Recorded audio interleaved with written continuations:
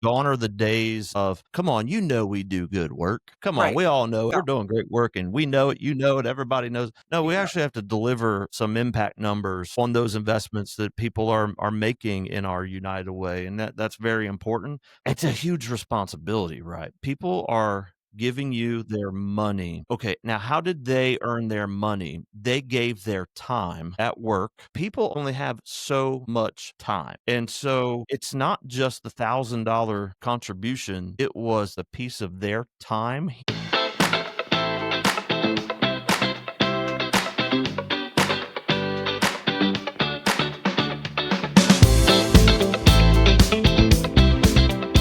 Well, good morning. I'm honored to welcome George Schmalstig to the podcast series this morning. He's the CEO of United Way of Citrus County in Florida. We are looking forward to this conversation with you today, George. Thank you for joining us. Yeah, thank you for having me. It's my pleasure. Absolutely. So we are here to discuss your best learnings, opportunities, etc. When looking at leadership and people development, we love to focus on the sustainable leadership aspect of it here for Lead for Perform. I know you have a big agenda, but you have a small team of four. I would love to hear about how you tackle wearing multiple hats and leadership in your small team to deliver on a big mission. Yeah, I just handle it a day at a time. It's interesting working for United Way. You never know what your day is going to look like. You certainly can have an idea of what your day is going to look like. I have my Outlook calendar like everyone else does, but it just takes one call, one email, one person in crisis knocking on the door, and the day is disrupted. It takes one storm down here in Florida, a hurricane, and what you've had planned for the next few months might even get disrupted. At United Way, we have to be very agile and face the challenges as they come to us, and try to face them with grace, and not get so worked up when my day is not going to go the way that I intended it to go. Because I'm like that person. If you could see my office right now, you'd see like, okay, this guy, is he a little OCD? What's going on here? And the short answer to that is yes. I like order, I like structure, and that doesn't always happen. Thankfully, I have a team of three people around me who they can operate the same way. They know the drill. They know that at any moment things can get turned upside down around here, and we go with the flow, and we all pull together and just make things happen together. We're acutely aware of what our strengths are, where our weaknesses are, and everyone chips in and contributes. And having a really good, strong, solid culture here contributes to that. We don't hear that's not my job, and I'm not doing that today, and this sort of stuff. We have a good, solid culture that makes all of that possible for us. Awesome. I love your share about being a very structured person who is ready for change on a dime in the day to day. I know that structure is the key to being ready to change, which can sound like an oxymoron to a lot of people. I would love to pick at your brain a little bit further with that. How do you find structure and readiness to actually be getting you and your team ready to deal with the unexpected on a moment's notice? I do think that as a nonprofit leader, and certainly a leader of any organization, you have to be thinking about what's the worst case scenario. What could happen around here that could really cause a 5 alarm fire, and be ready for that. I've been in this position for 3 years, and prior to that, I ran a mentoring program that I started here in my county, and it was really cool. We had a partnership with a major motorcycle dirt bike manufacturer, and we taught kids how to ride dirt bikes, and they would earn that privilege weekly based on their grades and behavior, doing well in school, listening to their parents, coming to classes that I taught. But imagine that as your business, your nonprofit. You've got on every Saturday 14, 15 teenagers out on dirt bikes, and they're not in your program because they just missed a homework assignment or something. They're in your program because they've got some significant issues, and they can be very obstinate and whatnot. And putting those kids on dirt bikes every week, I was just constantly thinking, okay, what if there's a wreck? What if there's this? What if someone burns themselves? All of those what ifs, always being prepared. And listen, you can only do that so much, right? Some things can just creep up on you that you never saw coming. I do think that most of the challenges we face are repetitive in our businesses, in our lives. They're repetitive. That's why so many Yes. of our challenges just frustrate us so much because it's just over and over again. We can prepare for some catastrophes, others just crop up on us, but always being in that mindset of keeping a calm, cool head whenever something does come up is really, really important. Your question is about structure. I can Mhm. put structure in place for the potential catastrophes. And then when there's a situation where I can't, then I just have to keep a level head and rely on good sound judgment and ask people around me what they think as well. Yeah, but I like how you pointed out that most of the challenges we feel are actually repeatable, right? As much as we think we're creatures of doing fun, exciting things all the time, we're really creatures of habit. And the frustration can actually come because subconsciously or unconsciously, we are seeing the same thing happen again and again. There's so much to gain just from getting mundane stuff sorted and create space for the other things. That's right. Someone said to me one time, there's no such new thing as new news. Right. It's just old news happening to new people. Even if it's not your struggle that you've had repetitively, someone has had that struggle Yes. before, and Yeah. surrounding yourself with people that can give you guidance is really, really important. I heard someone, a nonprofit leader, talking about how the client who is terminally unique. I thought that was such a good term, right? The Right. person who's just like, "You don't understand. I have a certain set of circumstances that no one else has ever had, and this is terminal." And I think of Eeyore, right? Eeyore, the cartoon Yeah. character. I don't know, there's a certain narcissism even at the bottom of that. It's just me and no one else has ever had this struggle before. And so surrounding yourself with good folks is really, really important, whether it's your team or even mentors, family, people around you that can help you in times like that. Totally. I love that. I'm gonna remember that for a long time. It's really unique, having been in the consulting world, so I can totally relate to that.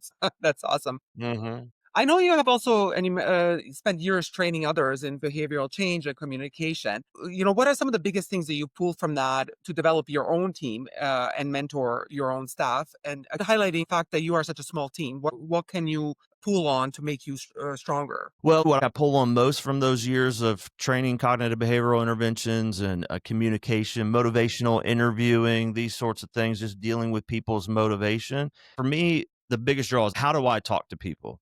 How do Mhm. I come across to people? I've heard so many people over the years say things like, I demand respect. And I think to myself, you can demand whatever you want to demand. It is up to the individuals around you how they are going to respond to you. Now, you might be able to demand compliance for a variety of reasons, right? You've got that team member that just needs that job. And whether you come in raging today or you come in nice today, however you come in as the leader, they're going to just tolerate it because they've got to have that job. They don't have better prospects right now, wherever the case may be. You might be able to gain compliance, but you will not truly gain respect. So, how do I come across to people? Times where I'd want to tell a team member, listen, I need you to do this, this, this, and this. Oftentimes I can frame up a question that can get the person to say for themselves what the next steps need to be and then just affirm that. Then we walk away from the table. It was their idea. I just set the table maybe for that discussion and then things are more likely to get done. I think leadership is really an invitation. I am inviting my team every day to follow me. It's an invitation. It is up to them whether they're going to accept that invitation or whether they're not going to accept that invitation. And I think first of all, if they're going to accept that invitation, they've got to have the confidence that I know where we're going.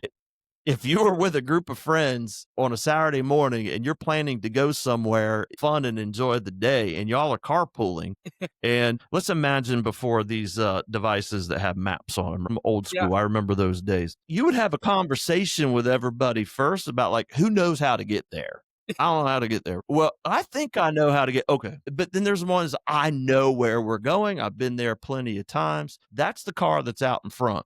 That Right. person knows where we're going. So you got to start there and get everybody else on board in terms of going to that place with you and constantly every day coming back and inviting them to go there with you because you won't push them and demand them.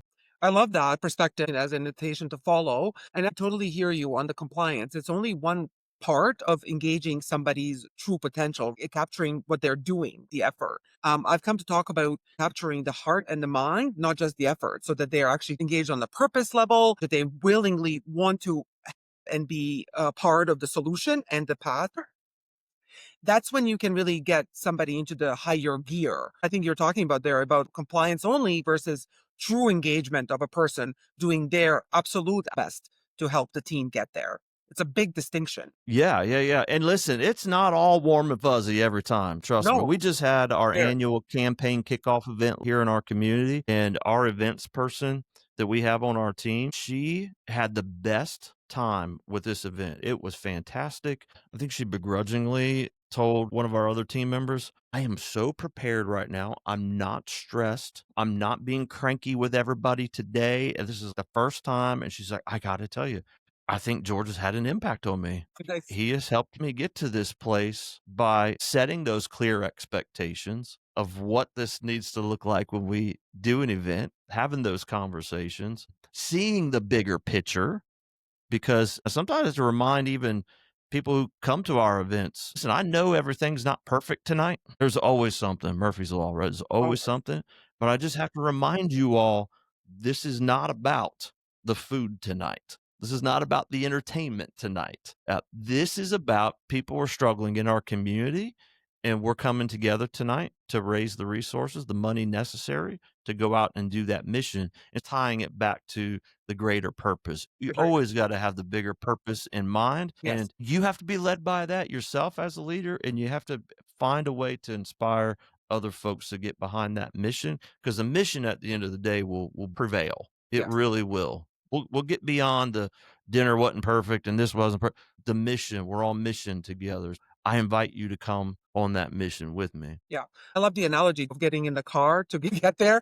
It's such a noisy world we live in today, right? There's stuff coming at us every direction from all aspects of life faster than ever, right in our pocket, can get away from the demands. But ultimately, having that connectivity to what you're actually trying to achieve is what cuts through all the noise and gets people positioned to do the job today.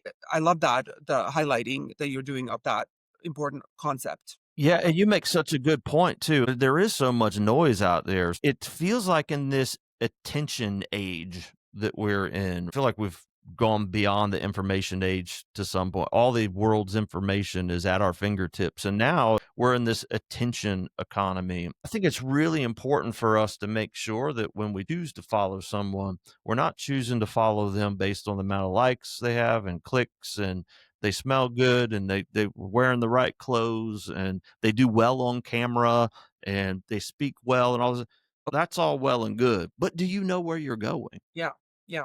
Yeah. That's going to be the fundamental question. Do you know where you're going?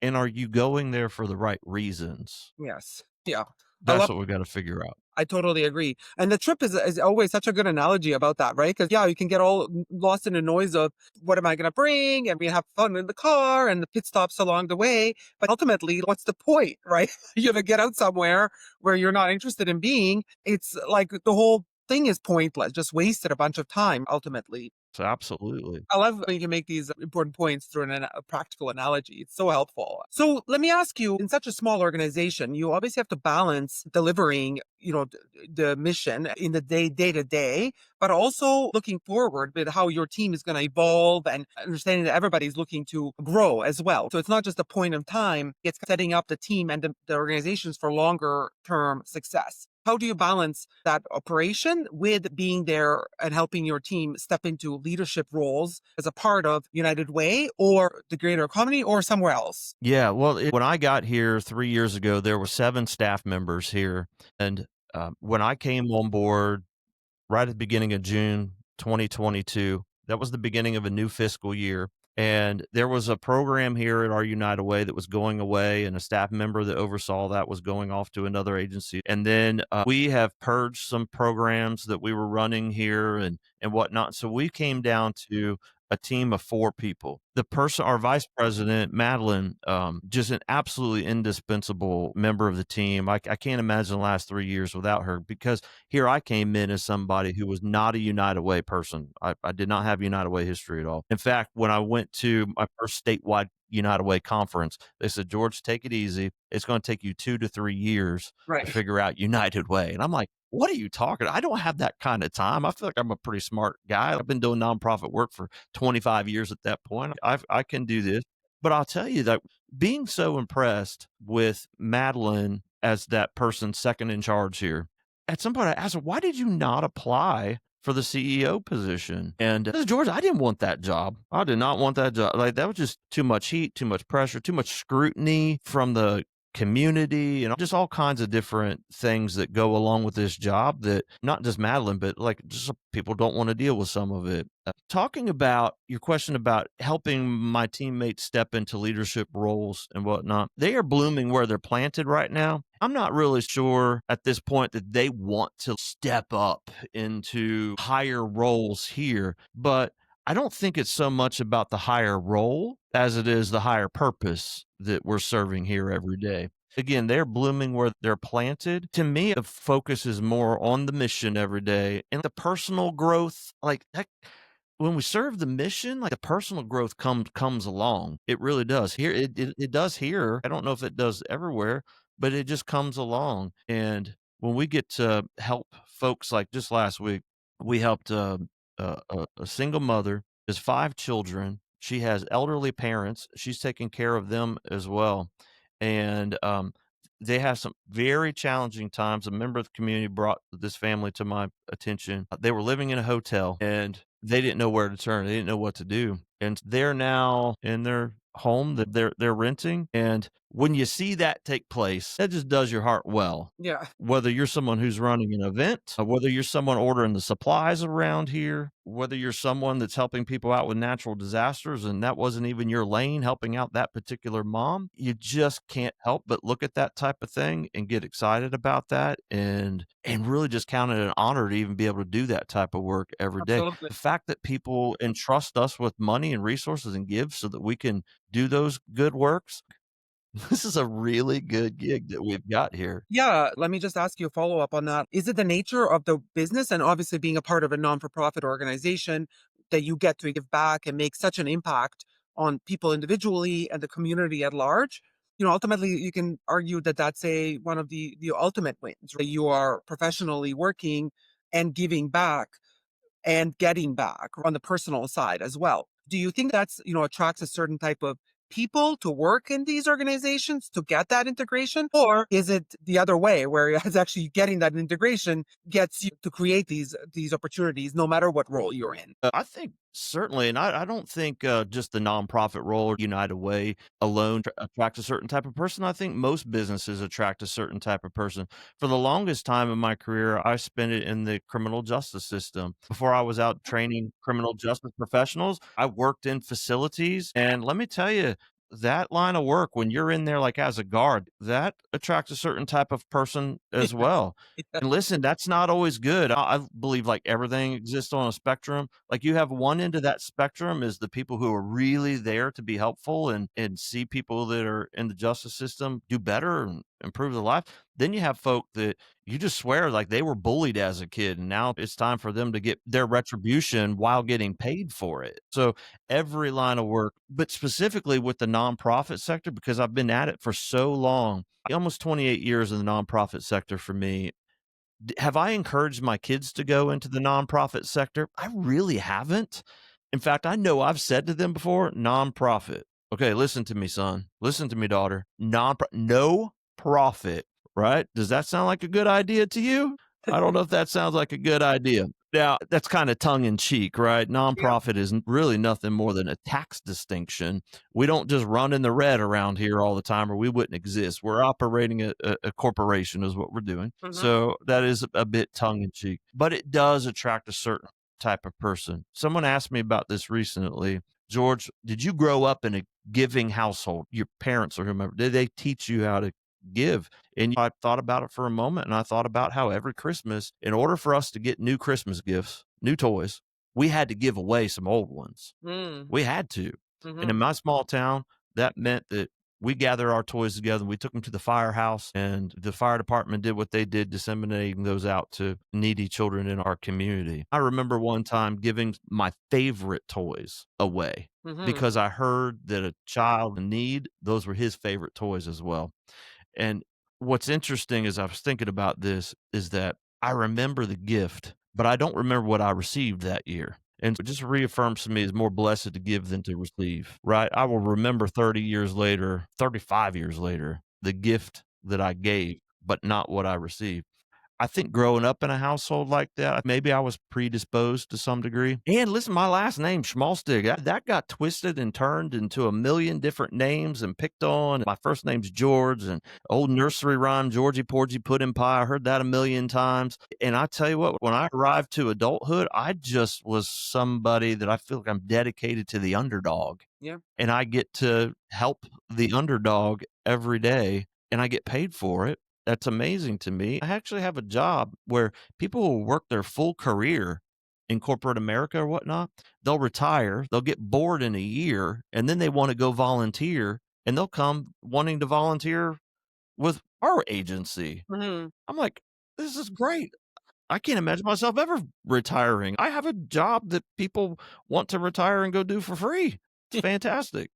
That's amazing. I so appreciate that outlook. And you're sharing some of those formative experiences as a child that put you in the position to look at that today. Thank you for sharing that. And it wasn't like my parents set out to do it. We're gonna make sure it's just organic, it happens. We It's all just have the our moments. disposition and everything Yeah. else. It's really sometimes it's just a moment. Like remember the toy you gave away and it's pillar of who you are as a person now and your whole career and the impact you're making. But some of these moments that can be so impactful, right? Like, including what happens at work and what you're doing with your teams like this as well.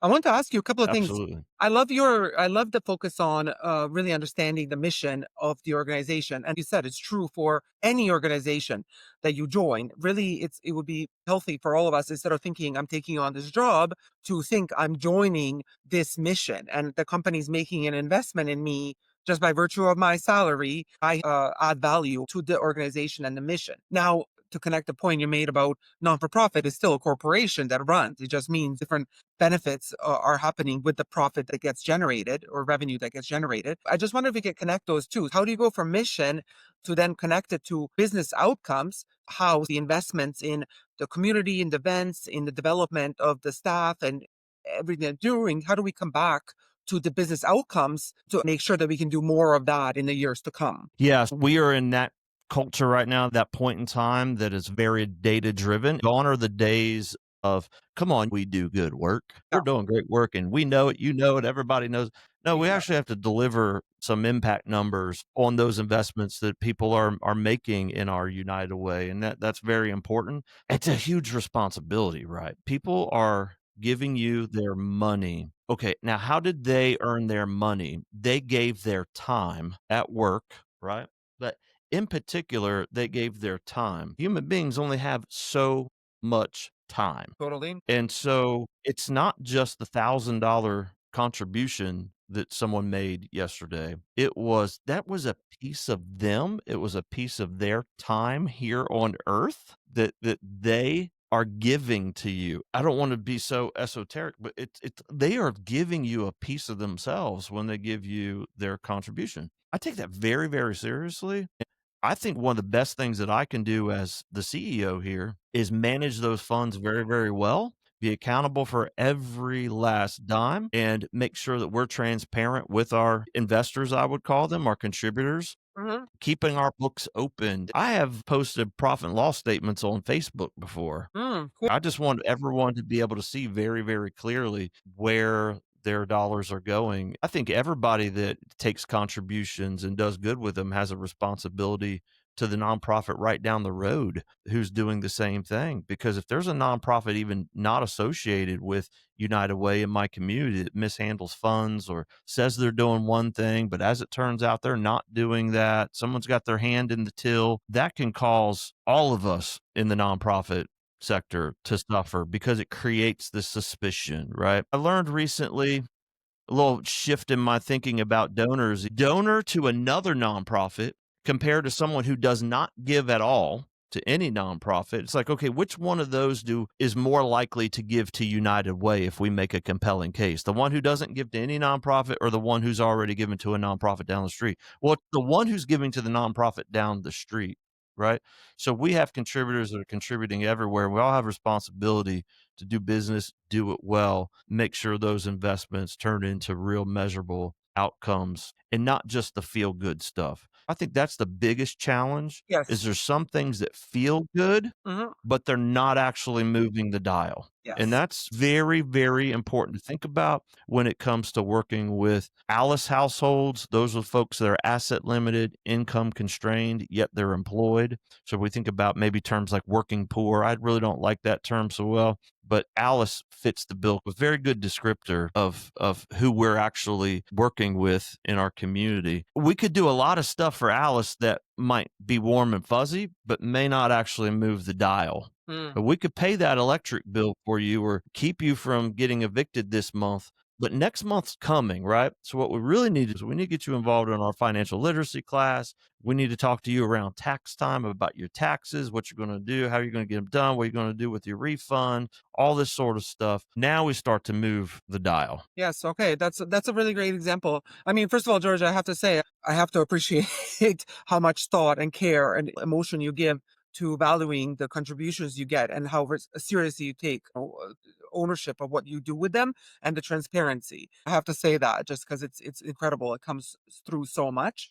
And then also on the real side, like, okay, how do we share that to make an impact that sustains the community and the person and isn't just a one-off win that feels good, makes a great paper headline, but is really not actually making an impact. I know that you're very focused on 4 impact pillars. I imagine that you're showing some of the outcomes against those pillars and connecting those regularly with your team, the community, and in these conversations. I just wonder if you share, if it comes top of mind, to share a good example of how a measurable outcome can be linked to an impact pillar while other one cannot. Yeah, let me give you an example. So United Way traditionally, if you go back 138 years ago, it started as a way of pulling resources together to help address issues in the community. And we're still doing that. And part of that is we make investments in other agencies. That's part of our value proposition here. My first year here, I went out and visited, I think it was about 65 nonprofits in our community. I'd been here for a long time in the nonprofit sector, but I wanted to go spend time with them and find out what they were actually doing. We have a really good handle on what other agencies are doing in our community and even what their outcomes are and how their mission is addressing issues that we really care about in our community and looking at Alice data and whatnot to say, okay, well, we think that we want to make an investment here. Some of those outcomes are just us investing in other agencies even. One of the ones I'm so excited about that we just made a couple months ago is in a youth sports league. It's called 352 Legends. And a guy named Corey started this and they have a couple thousand kids involved now just after a few years in various sports leagues, basketball, flag football leagues, and they run summer camps for kids as well. And they have a ton of kids that just can't afford to play. So they scholarship those kids. Well, I know what that means, right? That means that you're letting them play at no cost to them, and the organization's resources are being depleted in that process. They call their initiative of giving scholarships, every kid plays. And so we called up Corey, and here's what I asked, a very simple question. With an investment of $10,000, you will do blank. You'll do what for how many kids or clients in our community? Okay, well, there's a first, just a little screener question. Let's just even see if we want to have the conversation and to be able to come back and ultimately give them a $12,000 contribution to help them out. This dude's in tears, which all that feels really good. But what we know is that 50% of households in Citrus County, Florida, are in that Alice range or even below Alice, and they're below the federal poverty level. And those numbers are absolutely ridiculous. I don't know what the federal government's doing, giving us numbers Like you got a family of 4 and to be considered below the poverty level, you're making about 18 grand a year. That's absolutely ridiculous. But these Yeah. kids can't play. And you think about the social and emotional health of these children when they're unable to play in sports and all of the growth that takes place being able to participate in sports and socializing. We just want to come in and make sure every kid in our county that wants to play can play. And that's just one example of a investment that we've made. We've made others. Our local education foundation gave them $12,000 as well. That's helping about 5,000 kids go Mm. through the programs that they have there. We're always just trying to tie those numbers to the dollars, right? Our local Habitat for Humanity, again, serving the Alice community. And we made an investment in them and that helped eliminate the entry barriers that people face coming into the program where they have to do some credit checks and this and that for about 600 residents in our community. That alleviates that burden from them. I always want those numbers. I could get even more granular, but I always want those numbers for us to be able to say, okay, first level is we know you're doing good work. We see it. I've had conversation with you. I'm seeing your impact. How do we join in with you and become a part of that? We also run our own program, our financial stability program here. That's an 11-week class. It's called our Grow program. With something like that, the numbers are a little more easy for us. We can take a look at, okay, this is your credit score at the beginning of this process. Okay. This is your credit score after the process. This is how much you had in savings. This is how much you have in saving post program, that Huh. sort of thing. And we're always looking at those numbers. That's cool. That's very helpful. Thank you so much for sharing that example. Hey, I love your coordinate partnership, local partnership, because you are united in mission, right? And there's no point competing and providing the same type of programming. I love your highlight of Oh, and it can be so competitive. It can be yes, so competitive. even in non for profit, right? Oh, yes, absolutely. So much so. I think sometimes our friends and neighbors in the for-profit world might be surprised about that, but yeah, it can be very, very competitive. Sometimes there's this feeling like fundraising is a zero-sum game. Like Yes. there's Yeah. only Yeah. so many dollars in the community. Okay, maybe true to some degree, but yeah, at the end of the day, the mission prevails and good work and keeping people informed of your good work really does prevail at the end of the day. Yeah. That's such a healthy highlight. Let me ask you a little bit about United Way. You work very locally with your community. That's very clear with the way you are, sharing with us. But you're a part of a larger network as well. United Way is a giant organization with so many different big reach, right? Can you shed us some light into how does that work? How do you benefit? How does your team and community benefit from a larger community? But is it also limited by what you're still doing locally? A little bit of that perspective would be super helpful, George. Yeah, so United Way, our United Way of Citrus County here is its own separate nonprofit. We have our own governing board. We make our decisions right here about the direction that we take and the issues that we address in the community and the amount of money that we throw at those issues and program we put in place. We make all of those decisions right here. And that's the strength of United Way as a network is that every United Way is hyper local. That's the Okay. strength in it. We do belong to United Way worldwide. I would usually describe that for people as think about a franchise. So you go and franchise a fast food business or some sort of service Yeah. business Right. and you take on that name and you get training from them and support from them. It's much the same. I think that our franchise fee is probably much lower than a franchise fee if you were to Totally. do that in the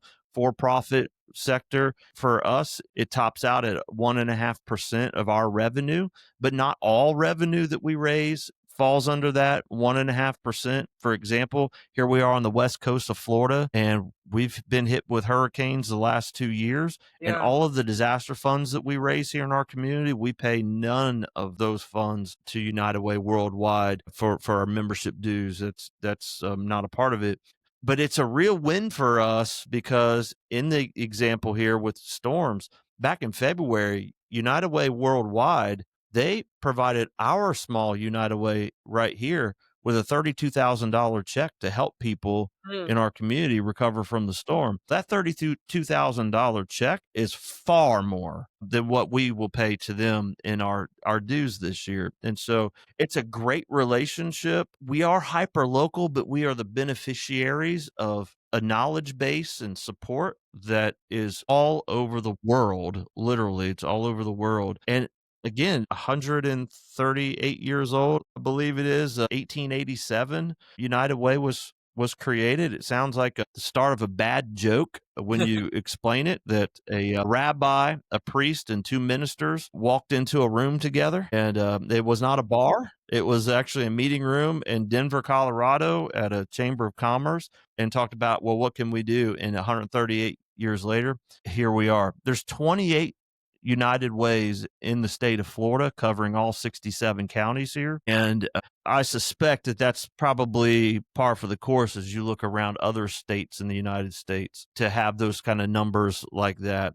We cover one county. There's United Ways that cover up to 8, 9 counties in our state. We benefit greatly from the United Way brand. It's a trusted brand. We're serious about honoring that trust and living up to that trust. I don't want to be in the newspaper. I'm not going to be in the newspaper, Sandra, for messing something up. And then it's going to hit the newspaper, United Way, this, that, the other thing. And then I'm going to have 27 other United Way executives at our next meeting in Florida looking at me like, George, what are you doing? Right? You're killing us here. You're making it difficult for it. We have such a strong network and we're all for each other, Florida in particular, because we also have a Florida association and we all work well with each other. And I can't imagine the last 3 years without the support of United Way Worldwide and United Way of Florida and all my counterparts around the state. I've gone and visited quite a few of them as well in the last 3 years to draw from their knowledge base. Awesome. Thank you so much, George. I love all of your sharing and your fun analogy and examples. That always helps. I'm Southern. That's what we do. I'm from the South. That's what we do. I'm going to remember a few of these for sure. I tell everybody, like, my mind works in analogies. I'm just like, Yes. I got a story to tell you. And then people listen to me with a little bit of a Southern drawl, and I think it just fits. Absolutely. And last question for you. If you had a magic wand for developing people, helping them be in the right spot, like I love how you shared that, planted where they exactly should be, giving back to the community and growing themselves. If you had a magic wand for how organizations work with their people to get them like that, what would that be about for you? Yeah, the magic wand question. That's a good one. I participated in a leadership course, Leadership Citrus, we call it here. It's driven by the Chamber of Commerce. And one of the first classes that I was in with probably a dozen other emerging leaders in our community, we were faced with this question, basically like, what's more important, knowing yourself or understanding other people? Hmm. I was the only person in that class that said, know yourself. I was I even brought out Socrates. I was like, listen, Socrates said, know thyself.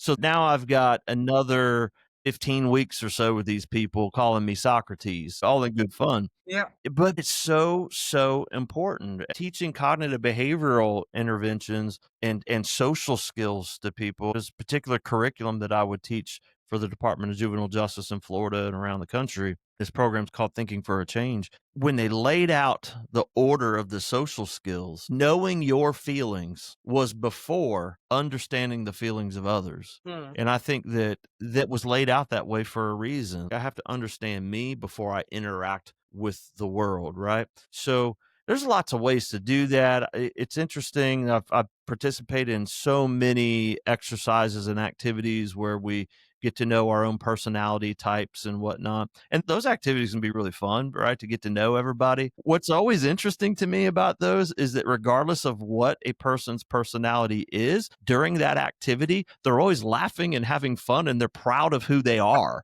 I've never seen someone sitting there like, I'm a melancholy, sanguine well, Right. that'd be quite the conundrum, wouldn't it? I'm a melancholy, choleric individual. Poor me. No, that person's always happy about who they are and Yeah. whatnot. I think if I could wave a magic wand, I would just give everybody on the team a little bit of insight into who they are, what their strengths are, what their weaknesses are. And in terms of their weaknesses, I would make sure that they know that it's okay to make some mistakes. It's okay to fail. 85-year-old neighbor before he passed, he said a lot of things, he imparted a lot of wisdom to me.